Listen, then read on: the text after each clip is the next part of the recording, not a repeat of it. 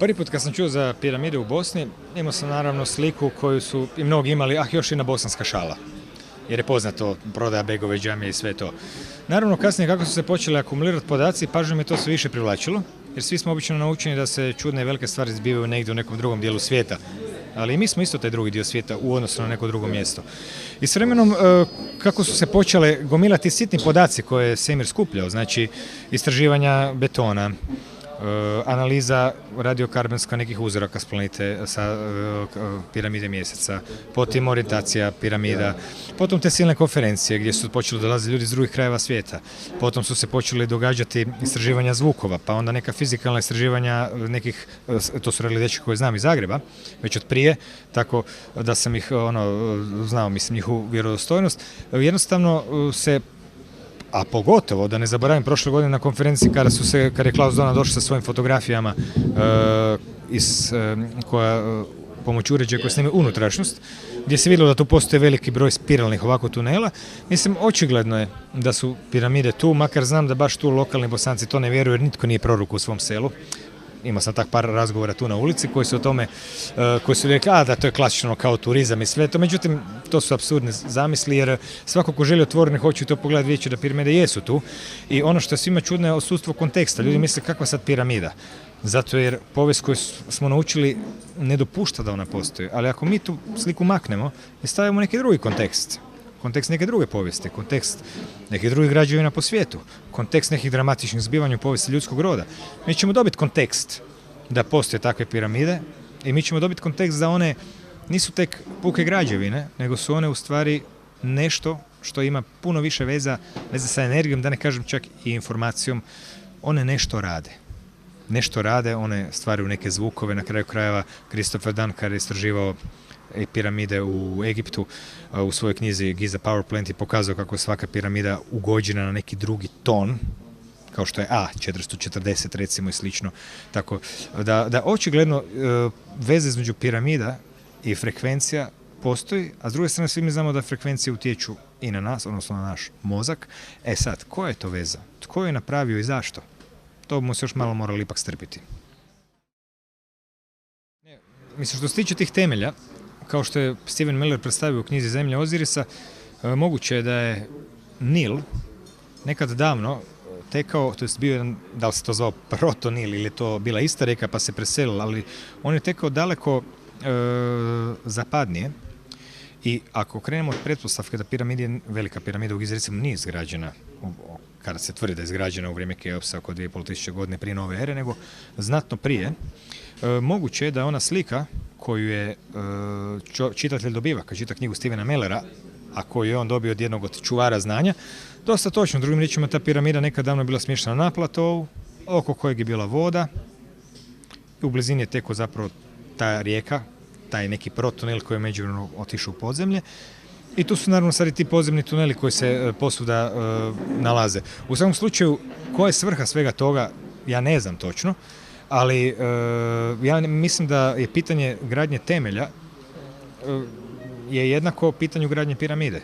Kad nađeš odgovor za jedno, naćiš odgovor i za drugo. Recimo do prije koju godinu, kad bi ljudi spominjali one fantastične priče da neko, gradio piramide levitacijom krupnog kamenja, to je zvučilo ona kao još jedna New Age priča. Međutim, evo prije 3 mjeseca, ne više od toga, je na internetu svanula vijest kako su švicarski znanstvenici pomoću frekvencije uspjeli napraviti da levitiraju kapi vode.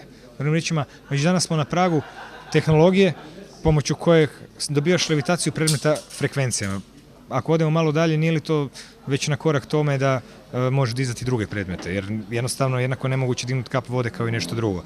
Tako da ne bih uopće odbacio te stvari, a ako gledaš iz te perspektive, onda teške stvari zapravo s vremenom ipak postaju lake. Jer ovdje nije stvar ono kao teško je pa ćemo postupno razmišljati kako je rađeno pa naći neki lakši način. Ovdje se radi o potpuno drugačijem pogledu na stvari. Jer zašto bi uopće iko radio nešto što je teško? Ljudi uvijek rade ono što im je moguće, što mogu napraviti, za što imaju sposobnosti. Nemam pojma. Čuj, ali velim ti, ljudi se mogu na internetu pogledati kako stvari levitiraju pod tim frekvencijama, prema tome pjevanje, zvuk i to su frekvencije. Ako idemo maštat, možemo si dopustiti takvu sliku za koju još ovih nemamo, mislim, tvrdih dokaza, to su sve uglavnom indicije, onako sekundarni nekakvi dokazi. To sam gledao neki video gdje ti govori o tome da su na Tibetu njihovi svećenici kad su gradili nekakav hram, da su onda, da postoji snimka toga, ali ja nisam vidio. Postoji ta priča s Tibeta i postoji snimka, zapravo priča se da postoji snimka, ali ta snimka koja je mnoge druge u tim rurnim područjima nikada niko nije vidio. Ta snimka postoji i ona je negdje izgubljena. I onda neki kažu da su vidjeli pa pišu o tome i onda u prepričavanju u urbanim legendama ono kao ima snimka. U stvari je nema.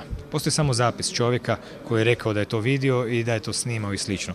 Nažalost, to stvarno često puta baca veliki problem na vjerodostojnost mnogih stvari. Jer uvijek se nešto priča, onda kad dođe stani pa ne daj pokaži, a nema, nestalo, izgubilo se i slično. U nekim slučajevima se može pratiti trag namjernog skrivanja stvari, u nekima jednostavno se izgubila, u nekima ko zna da li uopće postojalo. No, u stvari, nije pravo pitanje postoji li ta snimka, jesu li to radili na Tibetu ili nije, pravo pitanje je li to moguće ili nije. A to pitanje ćemo možda vidjeti na tragu ovih švicarskih istraživanja koja su bila objavljena na internetu. Idemo onda na jedno pitanje koje je moje vezano s to. Kad ti misliš zašto skrivaju sve te stvari od ljudi? Znaš kaj, odgovoriti na pitanje zašto se prikrivaju piramide zahtijeva zapravo odgovor na jedan puno širi kontekst. Radi se o tome da je velik dio dramatičnih događaja s povijesti ljudskog roda po mom uvjerenju zapravo skriven. Sve ove stvari o kojima sam danas pričao, kataklizme zamijenjene ledenim dobima, niko ne obraća pažnju na anomalije i na čvrste indicije da je mjesec umjetan satelit koji je tu dovezen s ko zna kakvom svrhom. Ljudi se smijavaju iz ideje da postoji nekakva sila koja želi oblikovati svijet i pretvoriti ljudskost u nekakvu vrst mravinjaka i mentaliteta roja. Da te osobe poznaju stvari za koje nas tjeru da im se ismijavamo. Znači, energiju misli, namjere, sve ono što se nekad davno zvalo magijom, ali u stvari se uglavnom svodi na usredotočenu namjeru i slično. To su stvari koje su se istraživale 60-ih, 70-ih, 80-ih, pa i danas u okviru parapsihologije. Drugim riječima, cijeli niz tehnologija, povijesti i drugih stvari postoje. Ja mislim da su piramide dio toga. Nisu one apsolutne, ni jedine, ni glavne. One su dio te velike slagalice u koji će se zapravo kriju odgovor. Jer ono što živimo danas, to je dizajnirano u prošlosti. Oni koji su dizajnirali, ja vjerujem, nisu nikud otišli. Jer ako ti imaš jedan projekt, imaš autorsko pravo na njega, stvorio si ga, uložio si lovu, potrudio si se, pa nećeš samo tako dignuti ruke i otići. Prema tome, to je ono što danas izlazi sve više. I zato su sve te neobične priče na neki način se moraju povezati. Jer ako se ne povežu, onda će se sve pokazati kao besmislice, jer ne može biti toliko bizarnih priča da su nepovezane. One su sve dio jedne iste slike. Ali problem u tom da između nekih djelića slike se stvaraju mostovi pomalo, između nekih drugih još ne. Ali jednostavno piramide su dio te, kao prvo, skrivene povijesti, dakle pitanja koliko dugo civilizacija na zemlji, od kada je čovjek na zemlji, koje su tehnologije bile prisutne, koje bi se mogli danas koristiti i naravno onda je pitanje drugačijeg pogleda na povijest, a kad postaviš drugačiji pogled na povijest, više ne dobivaš ove povijesne silnice, kako smo mi to učili, nego neke druge. Ne mislim čak na povijest ameba, makar i to bi se dalo prići, nego na povijest baš ljudskog roda. Tako da su to sve zapravo segmenti koji su uvijek negdje na rubu, ali oni su stvari najzanimljiviji za istraživati. To je najzanimljivije je ono gdje se spaju livada i šuma. Tu je najbogatije životom. Tako bih ja rekao da su ove stvari najbogatije potencijalima. Jer da se ne tapka uvijek na mjestu. U samom slučaju, dio tog skrivanja je namjeran, dio tog ide po inerciji. Kad jednom ti uspostaviš sustav u kojem ljudi za određene stvari bivaju nagrađeni, za druge bivaju izbačeni, onda ćeš ti iz konformizma, mislim, ne pričam ja sad to da bi osuđivao te ljudi, ja znam sam po sebi, da ti sad neko veli, gle, ako ovo pričaš, doživjet ćeš neugodnosti, a sad ti nisi baš usijana glava i misliš da imam nogomet nedjeljom popodne, imam dvoje djeca, kaj ću se sad upletati u sve to, nisam ja tu da mijenjam svijet, ma dobro, šta sad to znači prešutiti nekakvu sitnicu, ma baš mi idem ja u tabanim stazama, to je ljudski. Ja to stvarno razumijem, na kraju krajeva nije sve u životu nekakva borba za istinu i pravdu, osim toga uvijek se nađe ljudi koji će taj posao odraditi za nas. Ali moram priznat sve manje jer danas je potpuno jasno da u stvari taj posao neće niko drugi odraditi, nego svi ljudi skupa. Više ga se ne smije prepuštati u stvari pojedincima, nego on mora biti baziran na razumijevanju, na masovnim razmjerima. Ali ključna riječ je na razumijevanju. Jer ako nema pravog razumijevanja, onda će sve reakcije koje će čovjek napraviti biti hakirane i sva njihova energija i emocije će biti preusmjerene upravo u onom smjeru protiv kojeg se navodno misliš da bi se trebao boriti. Zato ključ je zapravo razumijevanje. Kad dođe razumijevanje, ostalo će sve na neki način legnuti samo na mjesto, makar ja ne mislim da će to moći proći bez traumatičnih događaja, jer je bilo stvarno iluzorno misliti da u situaciji gdje sad netko nešto otkriva i gdje je ljudski rod jednom počne shvaćati stvari, da će oni koji ih skrivaju sad reći, aha, skužili se, dečki, idemo mi sad. Ne vjerujem u to.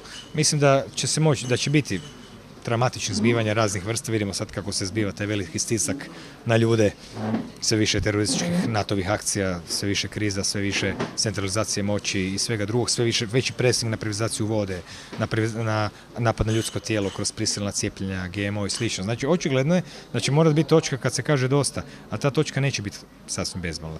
To je isključeno. Spomenuo si mantre. Ima jako puno tih stvari koje ukazuju na jednu široki, efikasni i jednostavni princip. Krenule od fizičara Paulija i Junga kad su počeli istraživati sinkronicitet, što su zapravo te rupe u prostorno u vremenskoj nekakvoj uzročnosti, uzročno-posljedičnosti.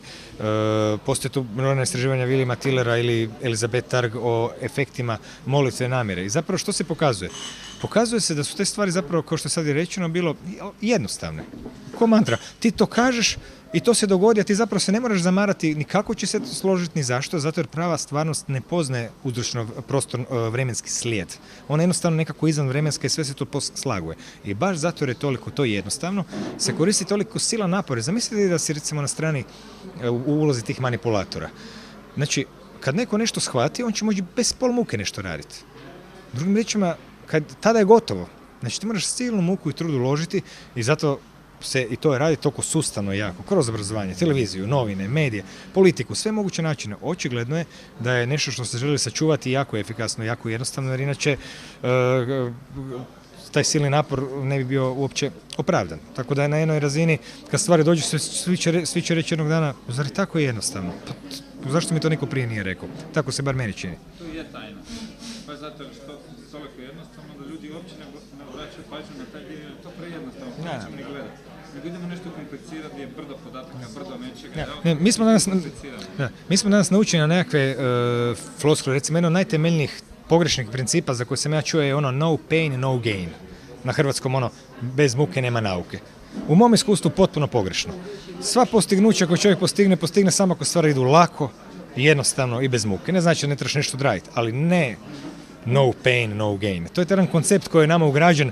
Ako ne patimo, ako nije komplicirano, teško, ako ne pišemo krv, neće uspjeti. I to zapravo je dio ove priče koju si sad spomenuo, da u stvari trebale biti lake i njih čovjek može prepoznavati. Postoje neke, recimo, stvari u životima svakog od nas koje se žele dogovoriti i koje se ne žele dogovoriti. I meni osobno se često puta dogodilo da nešto se ne želi dogovoriti, ja to ne prepoznajem i idem po tom, idem i sve više propada. Kad sam jednom shvatio, prepoznava stvari koje se ne žele dogovoriti, čim je vidio da se ne žele dogovoriti, odustao bih. I onda sam otvorio prostor nekim drugima koji su se događale bez ikakve muke. Tako da s te strane, mislim, taj pogled da bi u stvari trebali biti lake, slažem se u potpunosti s time, ali je problem u tome što se ono stvarno namjerno, sustavno otežavaju na svim mogućim razinama i sve moguće prepreke se stavljaju. U zadnje vrijeme se te prepreke čak pretvaraju u zakone koji su hoćeš posaditi biljke, pa ima li išta lakšeg odbaciti sjeme i pričekati da izraste u vrtu i onda ubereš. Sve do trenutka dok neko ne kaže ne smiješ to raditi bez dozvole države, kao što su na Novom Zelandu rekli. Prema tome, istina, stvari bi trebalo biti lagano. Ovisi. Ljudi uvijek mogu to raditi i ignorirati. Policajci mogu ignorirati, suci mogu ignorirati, jer ljudi su ti koji animiraju taj sustav. To se događa. Promjena se događa, ali se ne može uočiti, jer ljudi svaki za sebe misle da samo on tako razmišlja, da on samo tako djeluje, a meni se događa da mi prilaze razni ljudi i meni je nevjerojatno u kojoj mjeri svaki od njih priča istu priču i misle da samo on priča i tako. Mislim, na neki način količina intuitivnog shvaćanja u zadnjih par godina se povećala eksponencijalno.